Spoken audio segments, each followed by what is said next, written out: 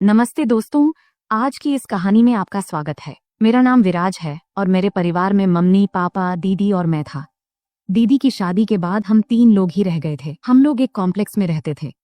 Corona के बाद सभी त्योहारों का जश्न बंद हो गया था।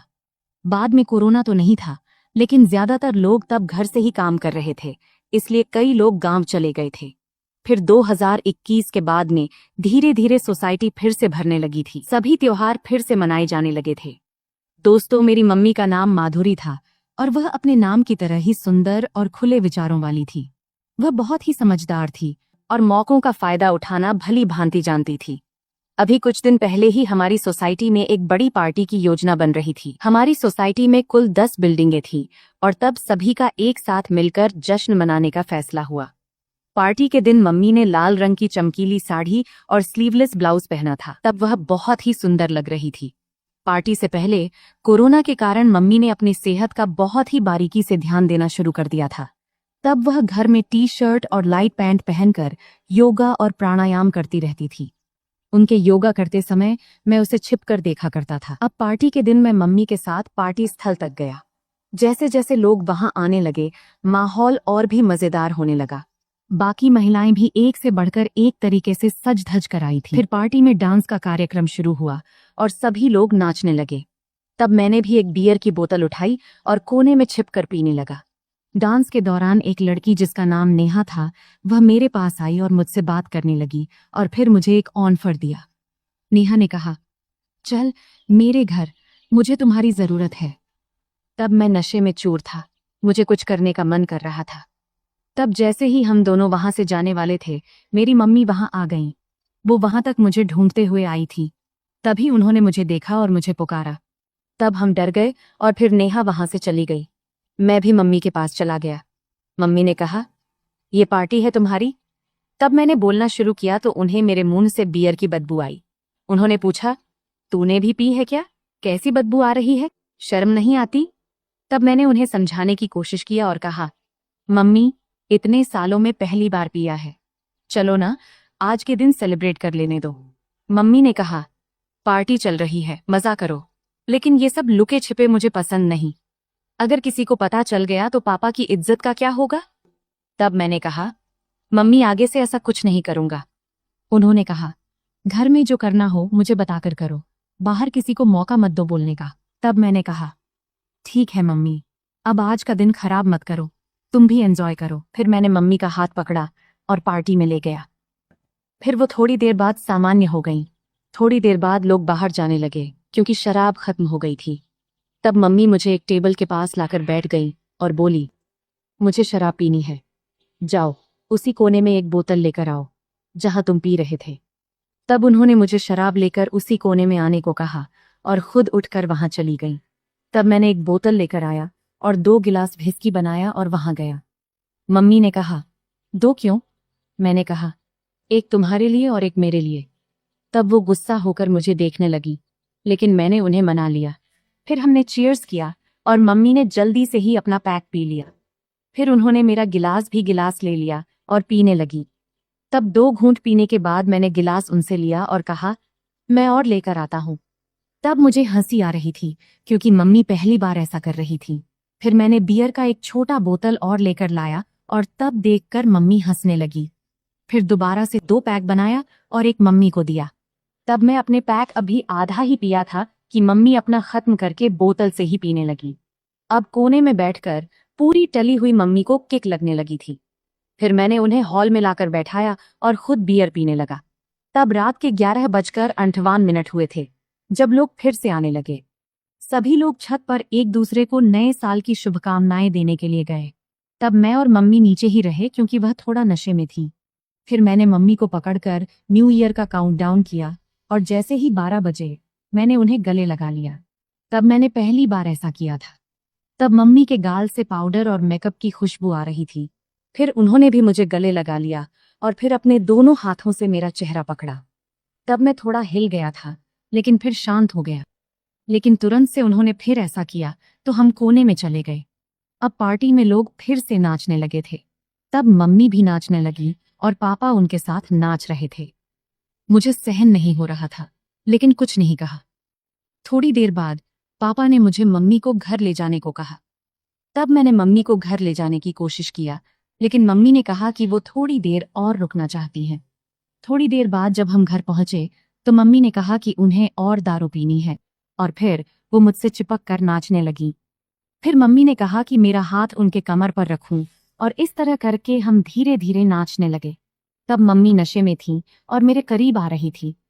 तब मैं भी धीरे धीरे और आगे बढ़ने लगा और मम्मी ने कोई विरोध नहीं किया। जब मैंने और करीब जाकर हाथ फिराया तो मम्मी ने कहा, हौले करो, दर्द हो रहा है। यह सुनकर मैं और खुश हो गया और धीरे धीरे नचाने लगा। थोड़ी देर बाद हम अलग हो गए और मम्मी सोफे पर बैठ गईं। फिर उन्होंने अपने कपड़े उतारकर सोफे पर रख दिए और आराम से बैठ गईं। फिर मैं उन्हें देखता रहा और वो भी मुझे देखती रहीं। तभी वह उठकर मेरे पास आई और मुझसे कुछ करने को कहा। उन्होंने कहा कि उनका एक हाथ ठीक से काम नहीं कर रहा है, और फिर एक हाथ से इधर उधर खुजाने लगी। ये देखकर मुझे थोड़ा अजीब सी फीलिंग आने लगी। तब मैंने खुद को सहज करके उनकी मदद किया और तभी अचानक मेरा उनसे छू गया। उसने तुरंत कहा, क्या हो रहा है? अपनी माँ को देखकर तुम्हें ऐसा लग रहा है? मैंने कहा, नहीं, यह अनजाने में हो गया। फिर उन्होंने कहा, तुम्हें शर्म नहीं आती? मैं तुम्हारी माँ हूं। तब मैंने माफी मांगते हुए कहा कि यह गलती से हो गया मम्मी। उन्होंने कहा, तुम्हें ज्यादा गर्मी आ रहा है इसलिए तुमने ऐसा किया? मैंने कहा, नहीं मम्मी, ऐसा कुछ नहीं है। फिर उन्होंने कहा, मैं तुम्हें तब से देख रही हूं, मुझे खुजली हो रही थी इसलिए मैंने खुजाया, लेकिन तुम्हारा ध्यान वहां चला गया। तब मैंने दोबारा माफी मांगा और कहा कि ऐसा फिर से नहीं होगा। उन्होंने कहा, मैं तुम्हें माफ नहीं कर रही हूं, बस थोड़ा गुस्सा हूं। फिर उन्होंने मुझे चिढ़ाते हुए कहा, मेरा बेटा डर गया, मेरा बेटा डर गया। तब वह जानबूझकर ऐसा कर रही थी। फिर उन्होंने मुझे चिढ़ाते हुए कहा, अब कैसा लग रहा है? मैंने कहा, बहुत अच्छा लग रहा है। फिर उसने मुझे सोफे पर धकेल दिया और कहा, अब देखो मुझे कैसे लग रहा है। तब मैंने उन्हें देखकर कहा, तुम बहुत खूबसूरत लग रही हो मम्मी। तब उसने पोज देते हुए कहा, मुझे मॉडल की तरह देखो। फिर मैंने देखा और कहा, यार मम्मी, तुम बहुत खूबसूरत मॉडल लग रही हो। तब उसने फिर मुझे चिढ़ाते हुए कहा, क्या नई उस लड़की से भी ज्यादा खूबसूरत लगती हूं जिससे तुम कोने में चिपक रहे थे? तब मैंने कहा, मम्मी, तुम्हारी तुलना किसी से नहीं हो सकती। तब उसने कहा, तो फिर तुम्हें वहां क्या पसंद आया? तब मैंने जवाब दिया कि वह मजाक था मम्मी। फिर उसने कहा, छोड़ो अब ये सब, चलो आज की रात को, नया साल को नए तरीके से शुरू करें। तब मैंने उसे उठाया और कहा, क्या तुम तैयार हो? उसने मुझे मारते हुए कहा, अगर मैं तैयार नहीं हुई तो तुम मुझे रात भर ऐसे ही उठाए रखोगे। मैंने कहा, हाँ क्यों नहीं।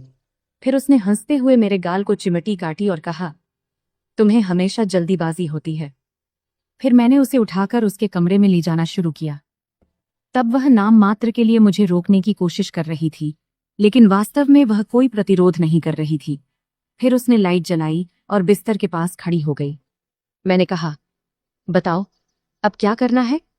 उसने कहा, यह गलत है। तब मैंने कहा, मेरे लिए तो ठीक है, लेकिन अब क्या सही है क्या नहीं ये सोचने का वक्त नहीं है। फिर मैंने उसे समझाया, किसी को पता नहीं चलेगा कि हमने क्या किया, यह हमारे बीच ही रहेगा। तब उसने कहा, लेकिन मुझे तो पता चलेगा ना, फिर मुझे बाद में कैसा लगेगा? अभी तो मजा आ रहा है, लेकिन बाद में देखना भी नहीं चाहोगे। हमारे बीच की दोस्ती बहुत कीमती है। तब मैंने कहा, आज अगर हमने कुछ नहीं किया तो सब बदल जाएगा। मुझे तुम सच में बहुत पसंद हो, मैं हमेशा तुम्हारे साथ रहा हूं, एक दोस्त के रूप में। तब उसने कहा, ठीक है, लेकिन याद रखना, आज के बाद कभी कुछ मत उम्मीद करना। मैंने खुशी से कहा, ठीक है, मैं मानता हूं। फिर उसने मुझे देखा और पूछा, क्या हुआ? मैंने कहा, कुछ नहीं। उसने कहा, तुम ऐसे क्यों खड़े हो? मैंने कहा, अगर तुम्हें नहीं करना है तो मैं चला जाता हूं। तभी उसने मेरा हाथ पकड़कर मुझे वापस खींचा और कहा, तुम पागल हो क्या? तुम्हें समझ में नहीं आता? तब मैंने कहा, तुम पहले क्यों आंखें बंद करके लेटी थी? उसने कहा, लाइट मेरी आंखों में पड़ रही थी। फिर मैंने लाइट बंद कर दिया और बिस्तर पर लेट गया। दोस्तों, तब मैंने पहली बार अपनी माँ से यह सब बातें कियां। पार्टी के बाद हम पहली बार अकेले मिले थे।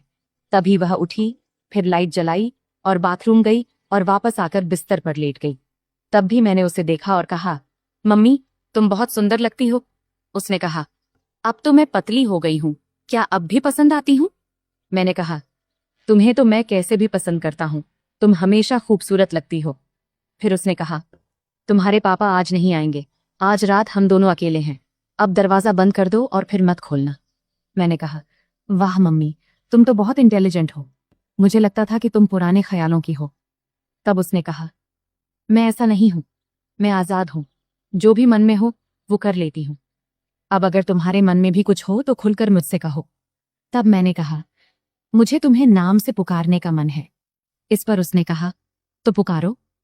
तब मैंने पहली बार उसे उसके नाम से पुकारा और फिर हम हंसने लगे। उसी हंसी में मैंने मजाक में कहा, मम्मी पापा तुमसे अब नहीं करते?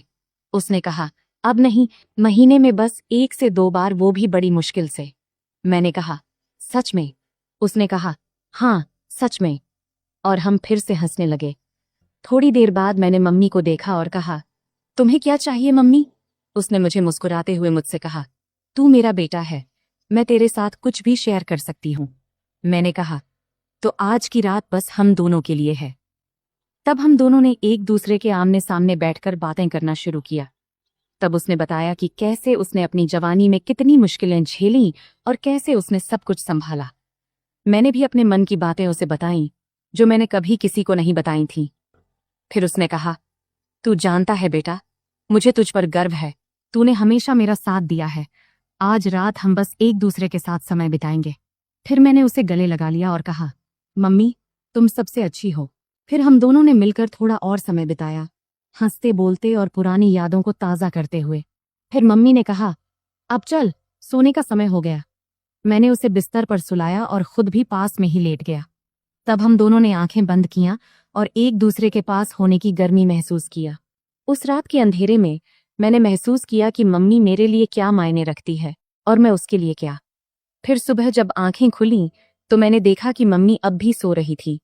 मैंने धीरे से उठकर उसे देखा और फिर किचन में जाकर उसके लिए चाय बना लाया। जब वह जागी तो मैंने कहा, गुड मॉर्निंग मम्मी। उसने मुस्कुराते हुए कहा, गुड मॉर्निंग बेटा। उस दिन से हमारा रिश्ता और भी मजबूत हो गया। हमने एक दूसरे के साथ समय बिताना शुरू किया और हर छोटी बड़ी बात एक दूसरे से शेयर करने लगे।